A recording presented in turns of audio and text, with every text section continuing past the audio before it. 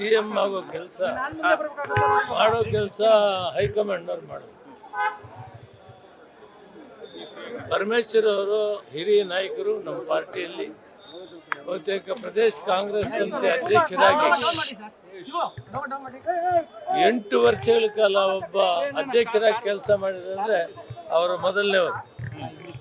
ನಮ್ಮ ಸಮಾಜದಲ್ಲಿ ಮೊದಲು ಉಪಮುಖ್ಯಮಂತ್ರಿಯಾಗಿ ಕೆಲಸ ಮಾಡಿದ್ದಾರೆ, ಹೋಮ್ ಮಿನಿಸ್ಟರ್ ಕೆಲಸ ಮಾಡ್ತಾ ಇದ್ದಾರೆ.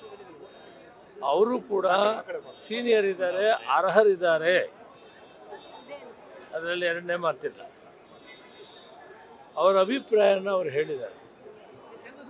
ಈಗ ಸಿದ್ದರಾಮಯ್ಯನವರು ಮುಖ್ಯಮಂತ್ರಿಯಾಗಿ ಮುಂದುವರಿತಾರೆ. ಪ್ರದೇಶ ಕಾಂಗ್ರೆಸ್ ಸಮಿತಿ ಅಧ್ಯಕ್ಷರು, ಉಪಮುಖ್ಯಮಂತ್ರಿಗಳು ಅವರು ಕೂಡ ಮುಂದುವರಿತಾರೆ. ಈ ವಿಷಯ ಹೈಕಮಾಂಡು ಅಧ್ಯಕ್ಷರು ಮುಖ್ಯಮಂತ್ರಿಗಳ ಜೊತೆಯಲ್ಲಿ ಚರ್ಚೆ ಮಾಡಿ ತೀರ್ಮಾನ ತಗೊಳ್ತಾರೆ. ನಾನು ಪೂರ್ತಿ ಹೇಳ್ತೀನಿ.